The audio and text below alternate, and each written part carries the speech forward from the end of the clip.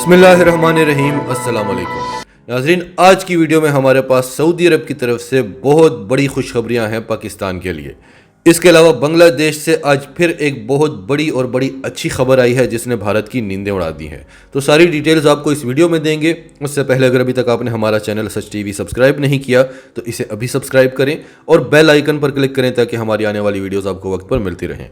پہلے آپ کو تھوڑا سا بیک گراؤنڈ بتاتے ہیں کہ پاکستان اور سعودی عرب کے تعلقات جو برادرانہ تعلقات ہوا کرتے تھے وہ خراب کیوں ہوئے تھے۔ پاکستان نے ایک پالیسی بنائی تھی کہ اب ہم کسی کی جنگ کا حصہ نہیں بنیں گے، ہم بھارت کے علاوہ پوری دنیا کے تمام ممالک کے ساتھ دوستانہ تعلقات رکھیں گے، اور بھارت کے ساتھ بھی تب تک جب تک مسئلہ کشمیر کا حل نہیں نکلتا۔ اس سب میں سعودی عرب نے یمن کے ساتھ جنگ کرنے کا فیصلہ کیا، اور سعودی عرب کو لگتا تھا کہ پاکستان تو اس کی مدد کرے گا ہی کرے گا، کیونکہ پاکستان سعودی عرب کو سیکیورٹی دیتا ہے، حرمین شریفین کی سیکیورٹی پاکستانی فوج کے پاس ہے، اور پاکستانی فوج سعودی عرب کی سرزمین کو بچانے کے لیے اپنی جانیں تک دے سکتی ہے۔ نواز شریف کی حکومت تھی اور نواز شریف اس چیز پر ایگری ہو گئے تھے، وہ سعودی عرب کو انکار نہیں کر سکتے تھے کیونکہ بڑے ذاتی مفادات ملا کرتے تھے سعودی عرب سے نواز شریف کو، تو ان کی تو مجال نہیں تھی کہ وہ سعودی فرما رواں کو انکار کر دیں۔ لیکن جب وہ پاکستان آئے تو پاکستان کی فوجی قیادت نے اس فیصلے سے انکار کر دیا، اور سعودی عرب سے بھی کہا کہ آپ جس جنگ میں جانے والے ہیں یہ 2 ہفتوں میں ختم نہیں ہونی، یہ آپ کی غلط فہمی ہے، آپ اس میں ایسا پھنسیں گے کہ پھر نکل نہیں سکیں گے۔ تو سعودی عرب نے پھر دیکھا پاکستانی فوج کا تجربہ، پوری دنیا اسے کہتی تھی کہ یہ 2 ہفتے میں آپ یہ جنگ جیت جائیں گے۔ اس کے بعد عمران خان کی حکومت آئی، آرٹیکل 370 کا بھارت نے خاتمہ کر دیا، کشمیریوں پر کرفیو لگا دیا۔ عمران خان نے OIC سے رابطہ کیا، OIC کی طرف سے کوئی مثبت جواب نہیں ملا، اور سعودی عرب نے کہا کہ آپ اس مسئلے کو امت مسلمہ کا مسئلہ نہ بنائیں، یہ آپ کا اور بھارت کا ذاتی مسئلہ ہے۔ عمران خان نے کہا کہ پوری دنیا میں مسلمان جگہ جگہ پر پس رہے ہیں، OIC کر کیا رہی ہے، ہمیں ایک نئی تنظیم بنانی ہوگی۔ عمران خان جب امریکہ کے دورے پر تھے، اقوام متحدہ کی جنرل اسمبلی سے خطاب کرنے کے لیے گئے تھے، تو وہاں پر طیب اردگان جو ترکی کے صدر ہیں اور ڈاکٹر مہاتیر محمد جو ملائیشیا کے وزیر اعظم تھے، ان کے ساتھ مل کر عمران خان نے پلان کیا کہ ہم ایک اپنا اتحاد بنائیں گے، ایک نیا اتحاد جو مسلمانوں کے لیے آواز اٹھائے گا۔ OIC کا ایک ہی کام ہے کہ وہ مغربی طاقتوں کے لیے، اسرائیل کے لیے، امریکہ کے لیے کام کرے، اور امریکہ یہ دیکھتا ہے کہ بجائے وہ 57 اسلامی ممالک کو خوش رکھے، کیوں نہ وہ سعودی عرب کو خوش رکھے، کیونکہ 57 اسلامی ممالک تو اسی کو اپنا لیڈر مانتے ہیں، اور وہ اس لیے مانتے ہیں کیونکہ پاکستان سعودی عرب کے ساتھ کھڑا تھا۔ جب پاکستان نے سعودی عرب کا ساتھ چھوڑا تو سعودی عرب کی لیڈرشپ کو بھی بڑا جھٹکا لگا، اور امریکہ نے پھر سعودی عرب کو آنکھیں دکھانا شروع کر دی۔ امریکہ سعودی عرب کی عزت تب تک کرتا رہا جب تک اس کو 57 ممالک اپنا مرشد مانتے رہے، اور اس کی بہت بڑی وجہ پاکستان تھی۔ تو عمران خان، طیب اردگان اور ڈاکٹر مہاتیر محمد نے فیصلہ کیا کہ ہم اپنا نیا اتحاد بنائیں گے، اور ملائیشیا میں ایک سمٹ ہوا، اور پورے ملائیشیا میں جگہ جگہ عمران خان کے پوسٹرز لگ گئے، طیب اردگان کے پوسٹرز لگ گئے، اور پوری مسلم امہ عمران خان کو اپنا ہیرو ماننے لگی۔ لیکن سمٹ ہونے سے پہلے عمران خان نے وہاں جانے سے انکار کر دیا۔ وہ شخص جو ایک بات پہ اڑ جائے تو پیچھے نہیں ہٹتا، اس نے انکار کیوں کیا؟ کیونکہ سعودی عرب نے کہا کہ آپ کے جو ورکرز ہیں سعودی عرب میں ان کو ہم نکال دیں گے، اور اس کا اثر صرف ان پاکستانیوں پر نہیں پڑنا تھا جو وہاں پر کام کر رہے ہیں، پاکستان کی معیشت پر نہیں پڑنا تھا، ان ہزاروں خاندانوں پر پڑنا تھا جن کا اس پیسے سے گھر چلتا ہے۔ پھر عمران خان جب اقتدار میں آئے تھے تو پاکستان دیوالیہ ہونے والا تھا، اور یہ بڑی بڑی طاقتیں، پاکستان کے بڑے بڑے دشمن جو پاکستان سے جنگ نہیں کر سکتے، پاکستان کو ڈیسٹیبل کرنا چاہتے ہیں، انہوں نے پلان کیا ہوا تھا کہ پاکستان کو دیوالیہ کرنا ہے، قرضے پر قرضے لیتے رہو، اور جب دیوالیہ ہوں گے تو سب سے پہلے آپ کا کون سا اثاثہ جائے گا؟ آپ کا ایٹمی اثاثہ۔ تو یہ بہت بڑا پلان تھا۔ اللہ تعالیٰ نے پاکستان کو بچا لیا۔ عمران خان کے آنے سے تکلیف تو ہوئی، مشکلات تو ہوئیں، لیکن ہم دیوالیہ ہونے سے بچ گئے، ورنہ اور 4-5 سال تک ہم قرضے لیتے رہتے، آدھے پیسے حکمران کھاتے رہتے، تھوڑا بہت عوام پر لگاتے رہتے، عوام کہتی بہت اچھا ہے سب کچھ، اور پھر ایک دم سے ہم نے دیوالیہ ہو جانا تھا۔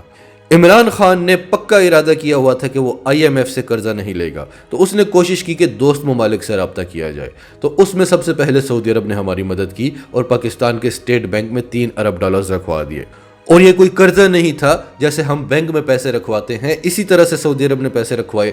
اور اس پر وہ سود بھی لے رہا تھا۔ ہم اس پیسے کو استعمال نہیں کر سکتے تھے لیکن اس پر سود بھی دیتے تھے۔ تو عمران خان جب OIC کے مقابلے میں نئی تنظیم لے کر آنے لگے تو سعودی عرب نے پاکستان کو یہ دھمکی بھی دی کہ ہمارے پیسے واپس کرو۔ پاکستان نے میعاد پوری ہونے سے پہلے ہی پیسے واپس کر دیے۔ سعودی عرب نے دیکھا، کیونکہ ان کو تو عادت تھی کہ پاکستان تو ہماری رعایا ہے، یہاں کے حکمران بھی ہماری رعایا ہیں، یہاں کی عوام بھی ہماری رعایا ہیں، انہوں نے تو ہمارے حکم کی تعمیل کرنی ہے۔ ان کو یقین ہی نہیں آ رہا تھا کہ یہ کیسا شخص ہے جو ہٹ ہی نہیں رہا۔ ان کے پاس آخری ہتھیار تھا بھارت کے ساتھ تعلقات بنانے کا، اور پہلی بار بھارتی آرمی چیف نے سعودی عرب کا دورہ بھی کیا۔ حالانکہ اس چیز پر سعودی عرب کو پاکستان کا شکر گزار ہونا چاہیے کہ ہم ان کو سیکیورٹی دیتے ہیں، ہم ان کی افواج کو ٹرین کرتے ہیں، الٹا وہ ہمیں بلیک میل کرنے لگا کہ آپ کی جگہ بھارت کو ریپلیس کیا جا سکتا ہے۔ پھر انہوں نے بھارت کا حال بھی دیکھا کہ وہ اپنا لداخ نہیں بچا سک رہے، دھڑا دھڑ مارے کھا رہے ہیں، اور سعودی عرب کی فوج بھی کسی صورت اس چیز پر ایگری نہیں کرتی تھی، کیونکہ ہم نے انہیں ٹرین کیا ہوا ہے، وہ ہماری فوج کو مانتے تھے اور ہماری فوج کی جو دشمن فوج ہے انہیں وہ ایکسیپٹ نہیں کر سک رہے تھے۔ تو یہ بھی نہ ہو سکا، بالآخر سعودی عرب کو پاکستان کے آگے جھکنا پڑا، کیونکہ پھر جو بائیڈن کی بھی حکومت آ گئی تھی اور سعودی عرب کے ہاتھ سے امریکہ بھی نکل گیا تھا۔ اس کے بعد پوری دنیا نے دیکھا کہ اس خطے میں بھارت اور امریکہ تو ذلیل و خوار ہو گئے ہیں اور پاکستان ایک طاقت بن کر ابھرا ہے، اور افغانستان میں وہ ہوا ہے جو پاکستان چاہتا تھا، اور ساری دنیا کی طاقتیں مل کر پاکستان سے جیت نہیں سکیں۔ ساری دنیا نے امریکہ کا زوال دیکھا اور چین اور روس کا عروج دیکھا، یہاں تک کہ روس کے وزیر خارجہ نے سعودی عرب کے وزیر خارجہ کو کہا کہ اگر آپ نے ماسکو آنا ہے تو اس کا رستہ واشنگٹن یا نئی دلی سے ہو کر نہیں، اسلام آباد سے ہو کر آئے گا، یعنی آپ کو خطے کے ساتھ چلنا ہوگا، آپ کو بھارت اور امریکہ کے بلاک سے نکل کر ہمارے بلاک میں آنا ہوگا۔ اب سعودی عرب دیکھ رہا ہے کہ ایمرجنگ پاورز جو ہیں وہ تو چین اور روس ہیں،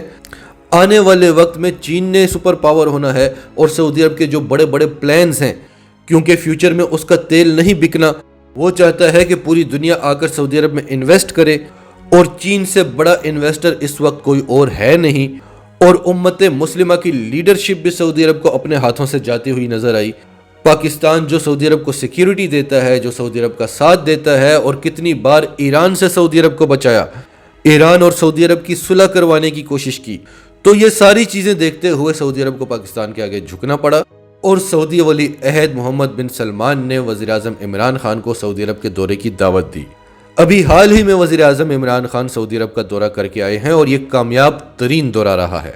اس دورے کے بعد کیا ہوا کہ وہ انویسٹرز جو پاکستان میں انویسٹ کرنا چاہتے تھے، جنہیں سعودی حکومت نے روکا ہوا تھا، اب وہ آئیں گے، پاکستان میں انویسٹ کریں گے۔ سعودی عرب ایک بار پھر اسٹیٹ بینک آف پاکستان میں $3 ارب رکھوائے گا۔ اس سے کیا ہوگا؟ ایک تو ڈالر کا ریٹ جو آسمانوں کو چھو رہا ہے وہ نیچے آئے گا، اور دوسرا IMF جو پاکستان کو بلیک میل کر رہا ہے کہ آپ عوام کو سبسڈیز نہ دیں، ان سے بجلی، تیل، ہر چیز کی پوری قیمت وصول کریں،